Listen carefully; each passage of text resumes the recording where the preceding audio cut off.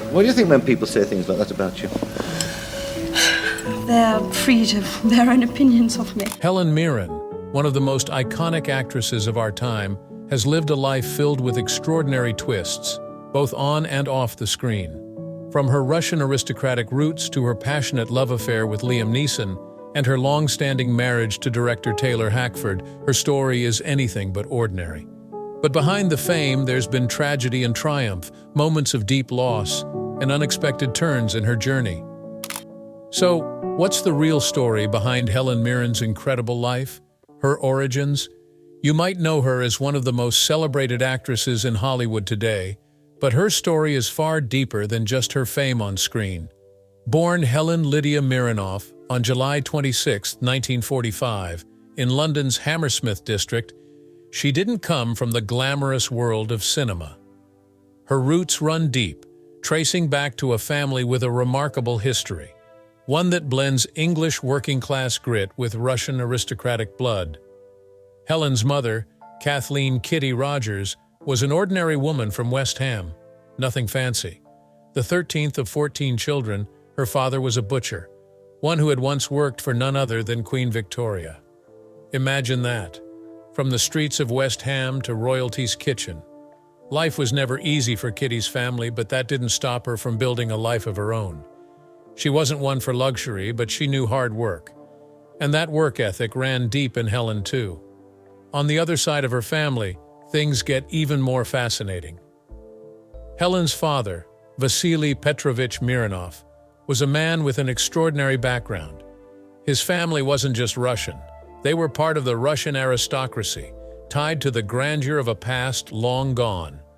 His mother, Countess Lydia Andreevna Kamenskaya, came from a lineage connected to the mighty Count Mikhail Fedotovich Kamensky, a hero in the Napoleonic Wars. You'd think such a background would promise luxury and comfort, right? Well, life had other plans for the Mirrenov family. In the early 1900s, Helen's grandfather, Pyotr Vasilyevich Mirrenov, served as a colonel in the Imperial Russian Army. He even fought in the brutal Russo-Japanese War of 1904. But it was his diplomatic role that brought him to Britain. Pyotr was in the middle of negotiating an arms deal when history threw a wrench into his life. The Russian Revolution erupted in 1917. Imagine the upheaval, the uncertainty, the chaos. Pyotr and his family were suddenly stranded in a foreign country with no chance of going back. The aristocratic life? Gone. Overnight, he had to reinvent himself. This former colonel and diplomat ended up driving a cab in London just to keep food on the table. The fall from grace was steep, but he did what he had to, as did the generations that followed him. Helen's father, Vasily, or Basil, as he later anglicized his name, was only 2 years old when he was brought to England.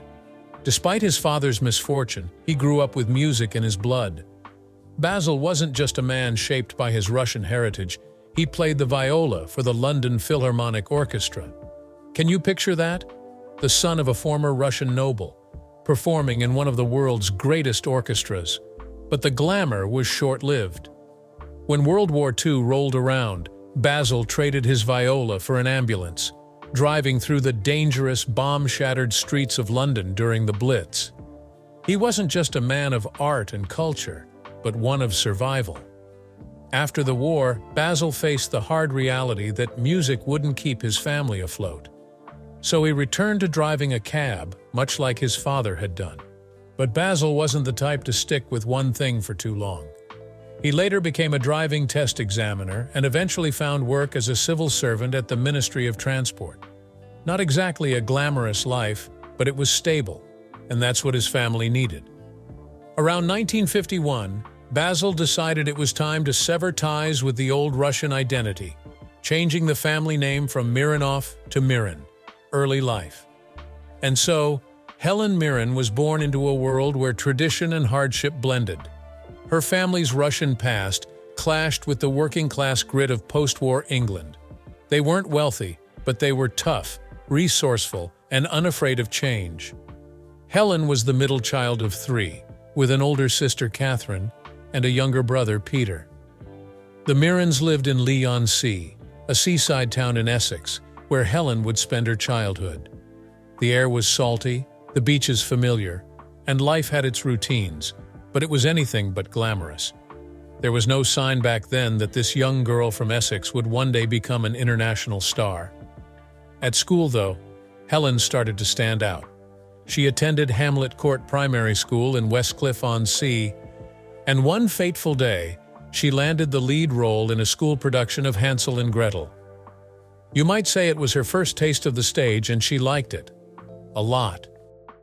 But it wasn't until she moved on to St. Bernard's High School for Girls in Southend-on-Sea that the acting bug really sank its teeth in.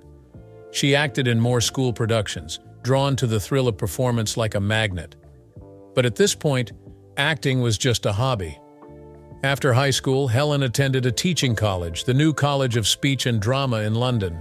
It was a far cry from the glitzy, star-studded world she would later enter. This college was actually housed in the old home of ballerina Anna Pavlova, a place steeped in art but quiet, almost quaint. Then came the moment that changed everything. At 18, Helen auditioned for the National Youth Theatre, and she got in. 2 years later, she found herself playing Cleopatra in a production of Antony and Cleopatra at the prestigious Old Vic Theatre. This was the turning point. Critics took notice, and so did the agents. Early career. After her breakout performance as Cleopatra with the National Youth Theatre, things started moving fast. One day, she's just a hopeful actress trying her hand on stage. The next, she's being invited to join the Royal Shakespeare Company. This was where Helen's craft would truly be tested and shaped. It wasn't Hollywood, but for an actress looking to hone her skills, the RSC was the ultimate playground. At the Royal Shakespeare Company, Helen stepped into roles that would challenge any actor. It started with The Revenger's Tragedy in 1966, where she played Castiza. It wasn't just about learning the lines, it was about understanding the depth of these characters. Castiza wasn't a role to take lightly, and neither was Diana in All's Well That Ends Well, which came next in 1967. Both roles demanded a precision that Helen, even at a young age, was able to pull off brilliantly. She was already catching the eye of directors, critics, and audiences alike. By 1968, Helen was portraying Cressida in Troilus and Cressida and Rosalind in As You Like It. It was in these roles that Helen's ability to balance both strength and vulnerability became clear. Cressida is a character filled with complexities, torn between love, loyalty, and survival, and Helen knew exactly how to deliver those layers on stage. Helen didn't stop there. In 1970, she took on the role of Julia in The Two Gentlemen of Verona, and then Tatiana in Gorky's Enemies at the Aldwych Theatre in 1971. The intensity of these performances was unmistakable. She was stretching her talent in every direction, mastering each role. That same year, she starred as Miss Julie at The Other Place, diving into the raw emotional depths of Strindberg's tormented character. Amidst all these performances, a filmmaker named John Goldschmidt noticed Helen's unique energy. In 1970, he made a documentary called Doing Her Own Thing, which followed her during her time with the RSC. Then Helen took a bold step. In 1972, she joined Peter Brook's International Center for Theater Research. This was no ordinary theater group. They didn't just perform in London or New York.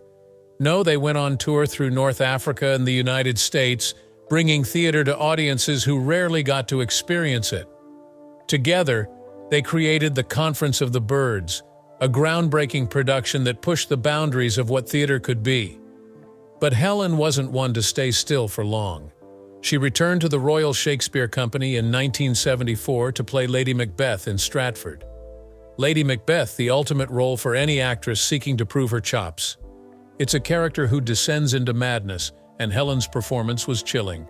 She played the role again in 1975 at the Aldwych Theatre, solidifying her reputation as one of the best in the business. However, Helen wasn't just about the performance. She had opinions, strong ones, and she wasn't afraid to voice them. While playing Lady Macbeth, she publicly criticized both the National Theatre and the RSC for their extravagant production costs. In a letter to The Guardian, she blasted these lavish productions, calling them unnecessary and destructive to the art of the theater. This caused a massive stir, even leading to a question in Parliament. Yet no one could dismiss her words because they came from someone who had proven her worth on stage time and time again. By 1975, Helen was already a staple in London's West End. At the Royal Court Theatre, she took on the role of Maggie, a rock star, in David Hare's Teeth and Smiles. It was a rough, gritty role, and Helen threw herself into it completely. She reprised the role in 1976 at Wyndham's Theatre, proving once again that she could tackle anything thrown her way. That same year, Helen shifted gears again. She joined the Lyric Theatre Company, taking on two very different roles: Nina in Chekhov's The Seagull and Ella in Ben Travers's farce, The Bed Before Yesterday. The contrast between these two roles, one deeply emotional, the other playful and farcical, showed Helen's versatility. She could do serious drama and then turn around and deliver a light comedic performance without skipping a beat.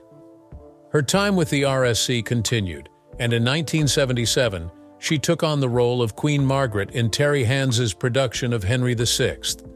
By 1979, she was drawing rave reviews for her portrayal of Isabella in Measure for Measure.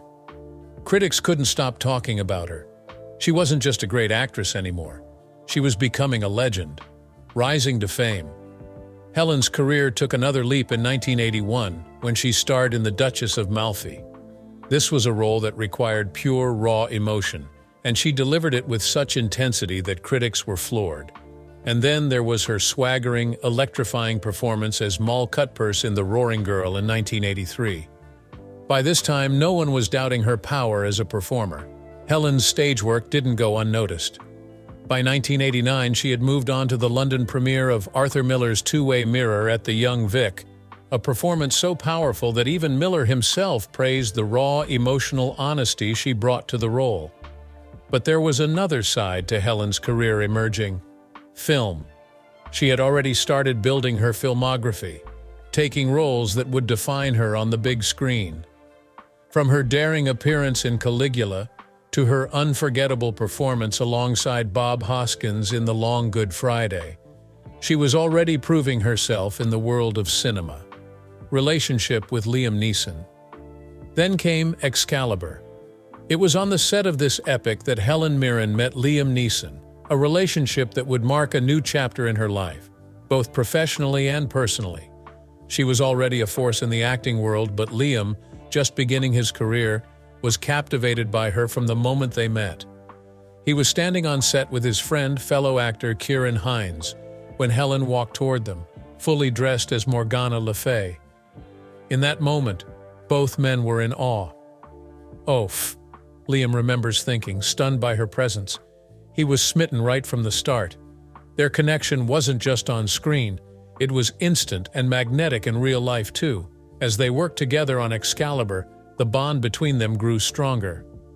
Helen, with her confident energy and established career, was an alluring figure to Liam, who was still navigating his early days as an actor. They started dating not long after the film wrapped, and their relationship quickly deepened. For the next few years, Helen and Liam became inseparable. They lived together, building a life filled with passion, shared creativity, and mutual respect. Their relationship was intense, but it was also tender. They weren't just a Hollywood couple, they were partners who genuinely loved and admired each other. Liam would often talk about how lucky he felt to be with her. "I should be so lucky and honored to have spent 3 or 4 years with that lady," he later said, reflecting on their time together. He described Helen as a remarkable woman, and even years after their split, he spoke of her with nothing but admiration. Helen, too, has always looked back on their time together with deep affection. In an interview in 2022, she shared how much they cared for each other. "We were not meant to be together in that way, but we loved each other very, very much," she said. It was a relationship filled with love, even if it wasn't destined to last forever. Their time together was transformative for both of them. Helen, already a strong, independent figure, found in Liam a partner who admired her not just for her talent, but for the woman she was off-screen. Liam, meanwhile, was still finding his footing in the world of acting, and being with Helen was an eye-opener. He was learning from her, not just professionally, but personally as well. Marriage.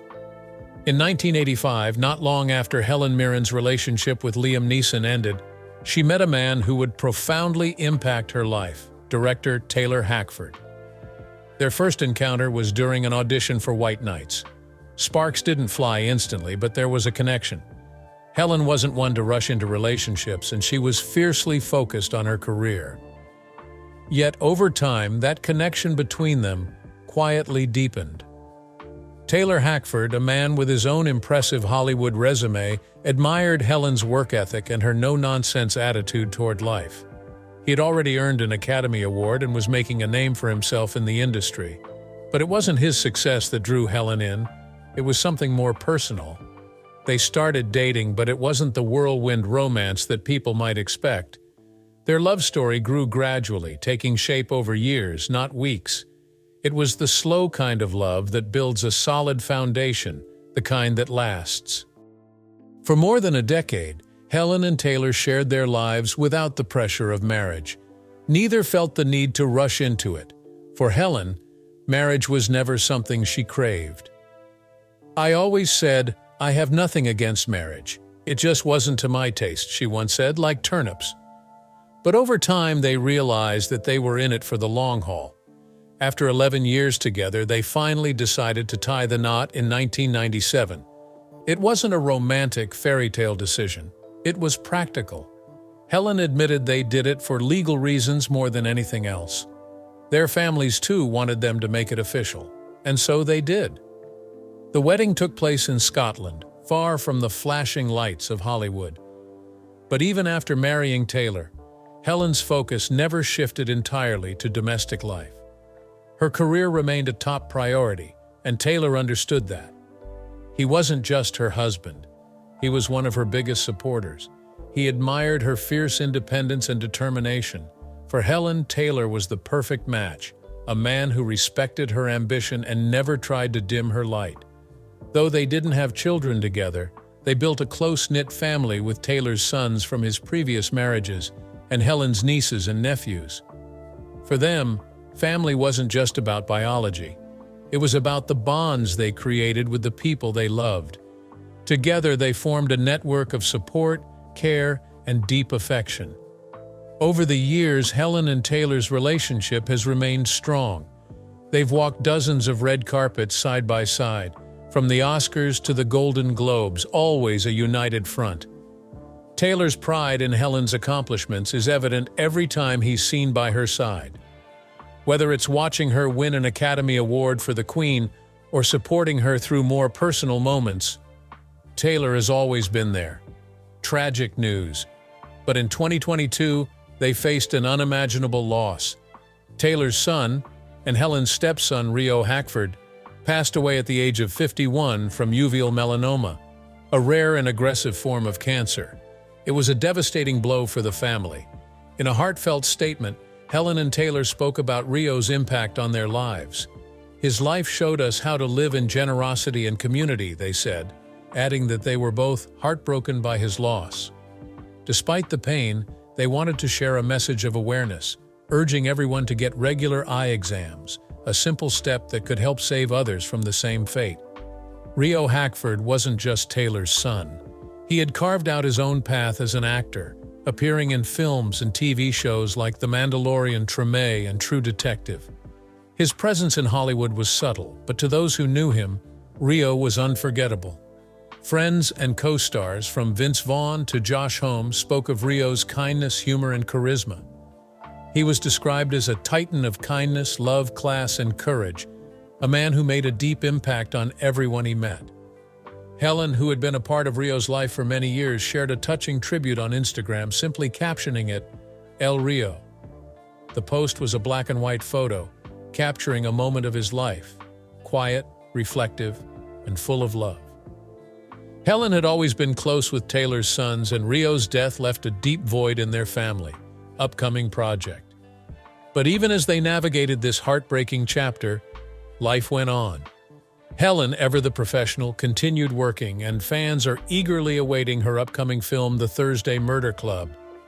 The movie marks a reunion with Pierce Brosnan over 40 years after they first worked together on The Long Good Friday. This new film will give audiences the chance to see Helen and Pierce finally act opposite each other in leading roles, something that didn't quite happen in their first collaboration. The Thursday Murder Club is an exciting new direction for Helen, and it's just another example of her ability to keep reinventing herself. Even after all these years, she's still taking on new challenges, still captivating audiences with every performance. So have you heard what happened to Helen Mirren? She's lived a life full of incredible stories, from her early days on stage to her whirlwind romance with Liam Neeson and her enduring marriage to Taylor Hackford. But through it all, she's remained unstoppable, continuing to create and inspire even in the face of personal loss. And with that, we come to the end of our story for today. But there's always more to explore. Don't forget to like, subscribe, comment, and hit that notification bell so you never miss another deep dive into the life of one of Hollywood's most legendary stars.